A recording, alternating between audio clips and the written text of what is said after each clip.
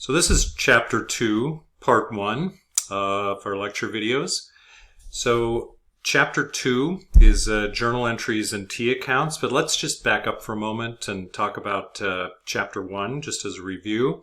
In Chapter 1, the first part of Chapter 1, we learned about identifying business transactions. And basically there what we talked about is that we looked at from a revenue or expense point of view, did we perform a service or did someone perform a service for us?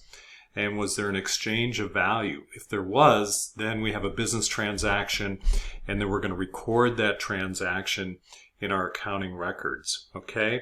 So when we go to record that business transaction, we're going to use our accounting framework. And the accounting framework that we use is, again, based on the accounting equation. So assets equals liabilities plus shareholders' equity. And, of course, shareholders' equity involves four components. It's investments via common stock, withdrawals via dividends. So those are owners' transactions. And then as far as the business goes, the generation of revenues, so the sale of products or services, which would be a revenue, and costs that are necessary to generate those revenues, which are expenses. Okay, so that's our basic accounting equation, and we're going to use that throughout the course. We're always going to be recording transactions that are consistent with that equation and that fit within that framework. And if you remember, each transaction that we record had to have two entries to it. So a double entry accounting system is what we're using. And we're always going to be in balance. All right, so two entries, we're always going to be in balance.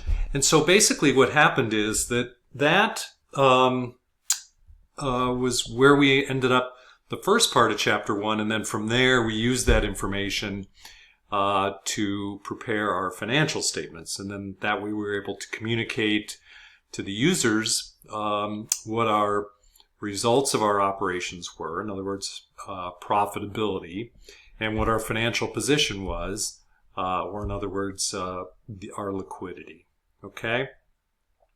All right, so Chapter 2, we're going to expand and refine this worksheet approach a little bit. So we're going to talk about journal entries and T accounts, okay? And so in Chapter 1, we really recorded these business transactions in this worksheet format, all right?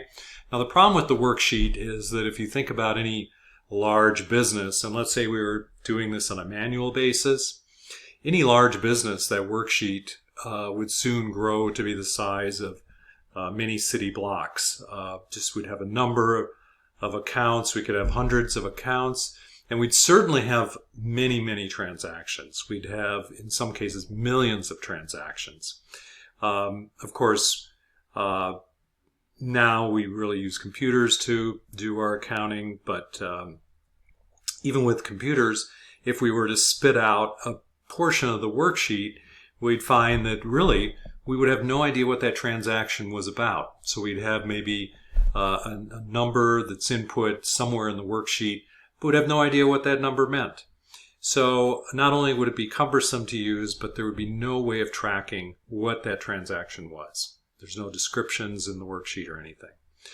So what we're going to do is in Chapter 2, we're going to use a system of journals and ledgers. And I'll show you how that works in a moment. So the first step that we're going to do in this chapter is, again, moving away from the worksheet, is we're going to record transactions in sequential order. So now we basically, in a journal, which would be like a book. So page 1 would be the first transactions. Page 2 would be the transactions that come after that. Each one would have a date. So let's say we'd start with January. The transactions on January 1st would be listed out, and each one would have a description under it. So we might have invested $30,000 in exchange for common stock. We might have that as one transaction. We might have purchased supplies on account. as another transaction. So we'd actually have a description under each one. So if we ever want to go back and find out what that transaction was, we'd have a description of it. And so we could always understand what that is. So we're going to basically have these transactions listed out, and this journal would, if it was in hard copy format, of course it's going to be in the computer now, but if it was in hard copy format, it would look like a book. So we wouldn't have a big spreadsheet that would be blocks long or miles long and blocks wide. We'd have simply a book. It might be a thick book, but we'd have a book. So much more manageable. So we're going to use, and those transactions are going to be recorded using what's called journal entries. Okay, so each journal entry is going to be recorded using what's called debits and credits. Okay, and I'm just going to abbreviate those. So debits are going to be DR, credits CR. Don't ask me why, but those are the abbreviations for debit and credit. And I'd say right now, we'll come back to this in a moment, and we'll talk about what those are. But for the time being, that's how we're going to record these transactions, as debits and credits in our journal with descriptions, so we know exactly what the transactions are. From there, what we're going to do is we're going to post those transactions into the accounts. And the accounts are going to be contained in the general ledger. The general ledger is basically going to, if it was in a hard copy format, we would have one page for each account. And so any transaction that would affect cash, we'd have some kind of entry in the cash account. If it affected accounts receivable, some kind of entry here, some kind of entry in supplies. At the end of the period, we would have some type of balance. So we'd always know what the balance in that account would be at the end of the period. So it would sum up the increases or decreases in those accounts, and we'd ultimately have a net balance in those accounts. Of course, some accounts we wouldn't have any decreases, like revenue and expenses, where revenues just go one way, they go up, and expenses just go one way, they also go up. Okay, so we wouldn't have any decrease. Cash, on the other hand, cash can go up, it can go down. But expenses, revenues, expenses, common stock, dividends. So any of the shareholder equity accounts really would just go one way. Okay? So the general ledger, what we're going to use there to represent the general ledger is something called T accounts. And I'll show you what those are in a minute. Okay, so that's how we're going to do it. So at the end of the day, we would take these balances and we would use those balances at the end of the period, and we would use those balances to basically prepare our financial statements. So that's kind of now sort of our accounting cycle, our sequence. We're going to use, we're going to record business transactions into a journal entry, using journal entries. We're going to post those into the general ledger accounts, and then we're going to take the balances in those accounts at the end of the accounting period, and we're going to translate those, use those in the preparation of our financial statements. Okay, so how are we going to record our journal entry and start the process? So the first thing down in the lower left here are the steps that we're going to take, and they're not that different initially from the steps we would take in terms of recording transactions in our worksheet. First thing is it a business transaction? Is it an exchange of value? Have we performed services, or has someone performed services for us? Is there an exchange of value? If it's a business transaction, we're going to make some type of journal entry. The next question is which accounts are being affected? So we'd have to identify 2 or more accounts that are being affected by that transaction. And then third, do the accounts increase or decrease? So those are all steps that we did with respect to our worksheet.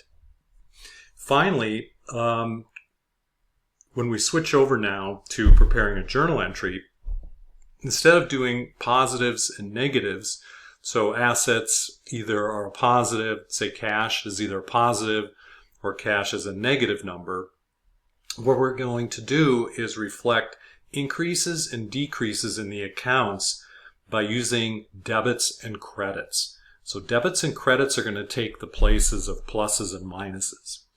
Now, you might think, okay, I know what a debit is, I know what a credit is. Forget everything you know about debits and credits and just start over from scratch. All that we really know for certain, because it all depends on whose perspective it is. All we know for certain is that debit means left. Debit means left, credit means right.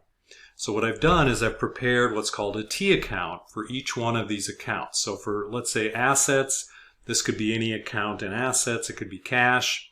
Liabilities, it could be accounts payable. And stockholders' equity could be any account. It could be common stock, it could be dividends. We'll break that up into more detail later. So left is debit, right is credit. So we're going to just go ahead and write those in here. So left side is debit, right side is credit. Debit, credit. Debit, credit. Then what we're going to do is we're going to apply the rules of debits and credits to prepare a journal entry.